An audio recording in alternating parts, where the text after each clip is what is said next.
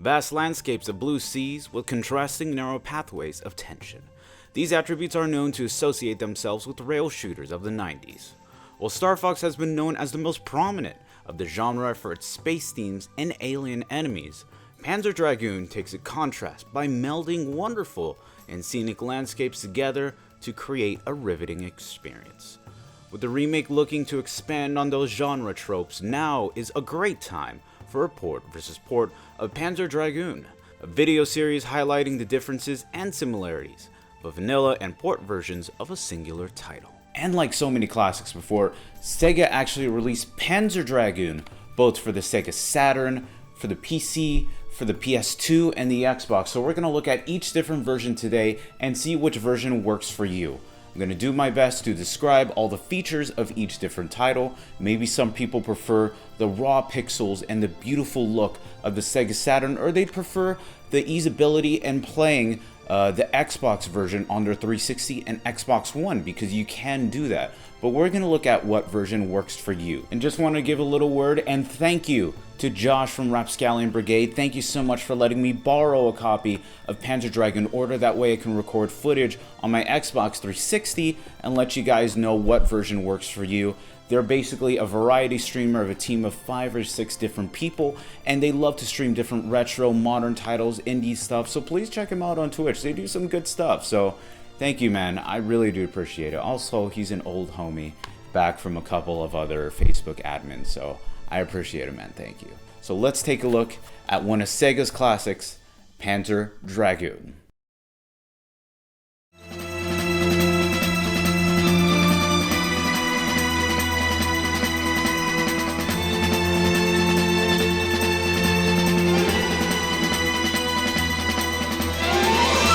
Right out of the first year of the Saturn's life, Sega released Panzer Dragoon in Q1 of 1995, showcasing what the Saturn can do.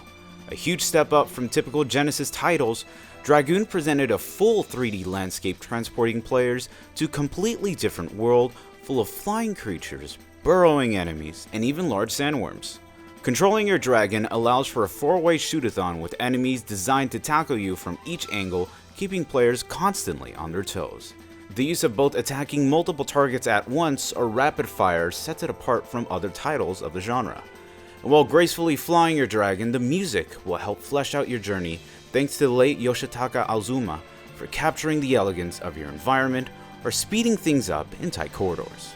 The game serves as an overall wonderful 1-hour experience with multiple difficulties that need to be played and explored, but which version is the one you need to choose from? As we go along our journey describing each title's features, I think you'll find out the answer you need. Right, Keel?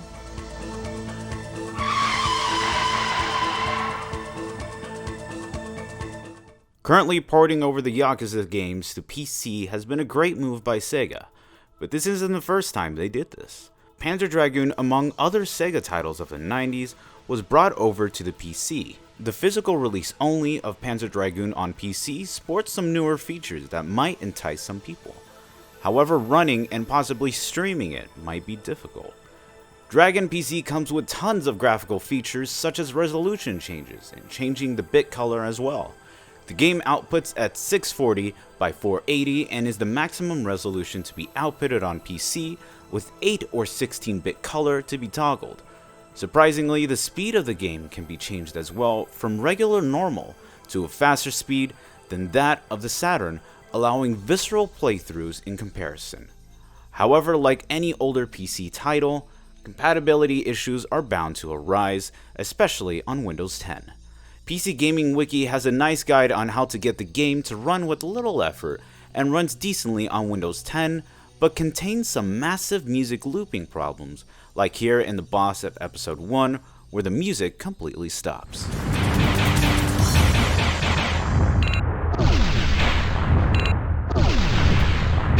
On top of these problems, controlling a somewhat sluggish dragon meant for the Saturn controls feels wonky to say the least on keyboard. While button remapping is an option, this game feels as though it wasn't meant for the computer, but rather on console, and it shows in response to your movements. It just isn't as fun as it could be holding a controller. Overall, the PC port adds some unique features to play a great classic, but the amount of troubleshooting just to properly play it might leave some people stumped. Luckily, there's a simpler way to play it right now for less than $7 at your home.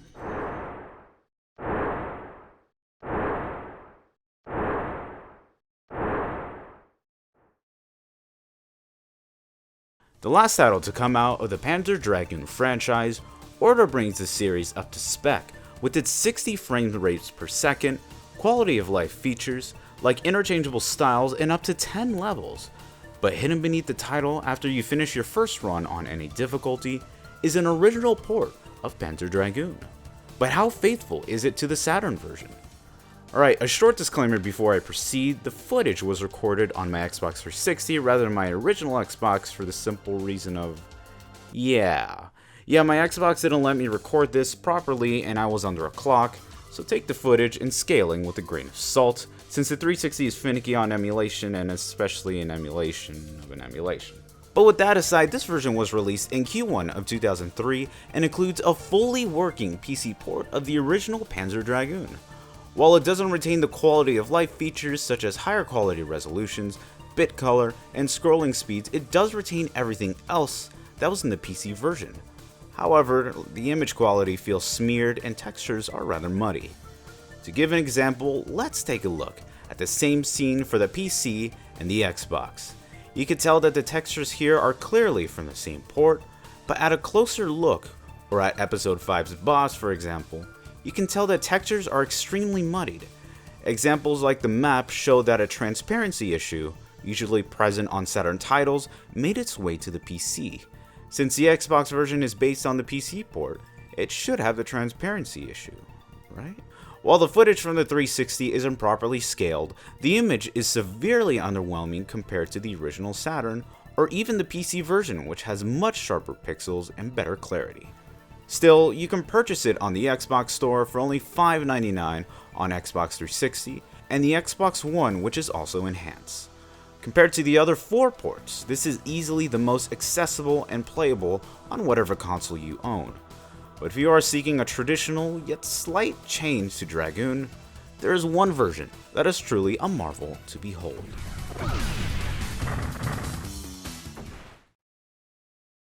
While it is unfortunate this version never made it to the States, it's awesome to see that this version contains the most out of any port presented today. Released in 2006 exclusively in Japan, Sega released Panzer Dragoon under the Sega Ages 2500 series. These are slightly upgraded classics of well-known Sega titles released for only 2,500 yen. What this means is that it was a cheap means to play a classic in a new way. When booting up the title, you are greeted to one of 2 modes, Arranged and Sega Saturn mode. As expected, the Sega Saturn mode is closely related, if not the same as the Sega Saturn itself. They are virtually identical to each other, with the slight fact that the PS2 fixes the Saturn's transparency issue. Moving on to Arranged mode, this is where Sega's work truly shined. This is still the same playable game you remember, except all the models, textures, and effects have been completely redone. The days of having a sharp pixelated dragon are gone in favor for a more rounded, detailed dragon. Explosions and sand particles no longer contain these pixels, but showcase themselves with beautiful effects. Even the quality of life elements have changed, with Sega adding a full 180 turnaround in addition to the quarter turns like in the original. With the addition of 6 total difficulty settings, a Pandora's box with illustrations, and a level select, this could be the definitive for many people to own.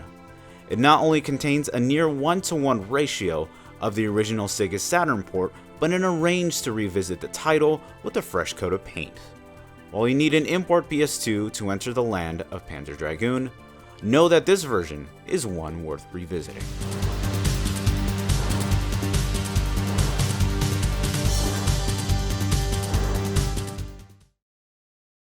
And there you go, that's it for Panzer Dragoon. That's all the comparisons and a little bit of features that you'll see from each version.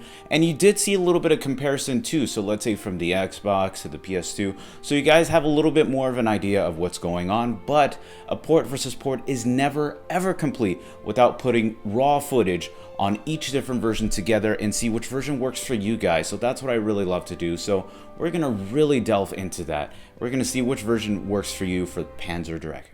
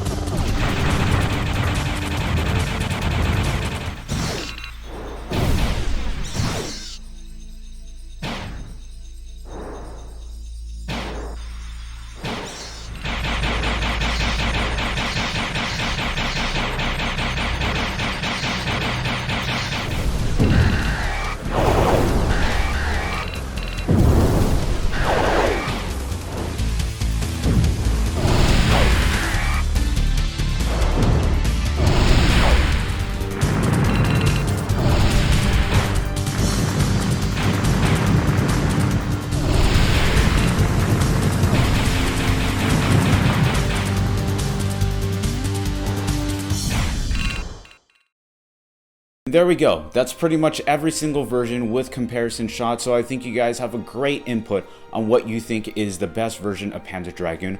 Personally, for me, I just love the easeability and use of the Sega Saturn version. It looks beautiful, it plays great, it feels nice on the console, it feels like it belongs on that console. So personally for me, that's what I would go for. But the question is, what do you guys want? What is a version that you want to play, whether on the PS2 or in the Xbox? Let me know down below. I want to actually have a little conversation with you guys, so let me know what you think. But thank you guys so much for taking the time to look at my video. This also takes a lot of time and patience to create, but with each version of my port versus port, I really want to get better and improve each version as much as I can. And I also read your feedback so I can see how I can improve each episode as time goes by. So thank you guys from the bottom of my heart. I really do appreciate it.